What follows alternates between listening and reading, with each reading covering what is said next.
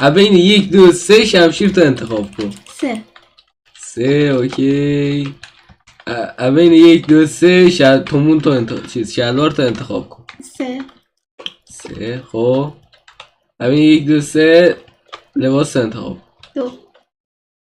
بین 1 2 3 کلاه تو انتخاب 2. چی بود؟ خب بین 1 2 3 جوراب تو انتخاب کن. 1.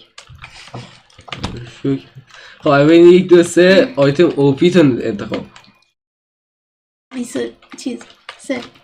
3. 3 خب بین 1 2 3 غذا تو انتخاب کن. 4. یعنی 3. چون تعداد غذا تو انتخاب کن. 1. یه لحظه 1 پایین رفتی. یه لحظه خب 2. نه همون یکی دیگه نمیشه. یه کاری کردی. خب 1. خب باشه 1. یکی میخوشم. خب ویدیو رو که اوکی. میبینم. خب ما به تو انتخاب کن که باش فایده باید. 1. یک. لبخند داره شیطانی. خب تعداد مابایی که باید باشو فایت دادی انتخاب کن. تعدادش میخواد صرف 0 باشه ولی 1.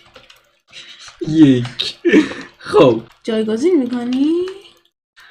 خب چیکار میکنی؟ شمشیر ندرایتی، جوراب آهنی نیومد بردار اصلا. اینجاست،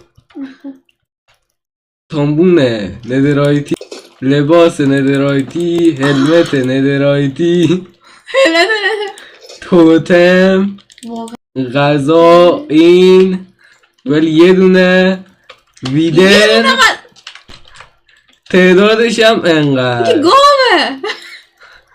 تعدادش این چیه؟ 26 تا. آره خب گم بیا شو. اینجا. آماده ای؟ یه نه خودم مگه نه بذارم. نه خب بذار.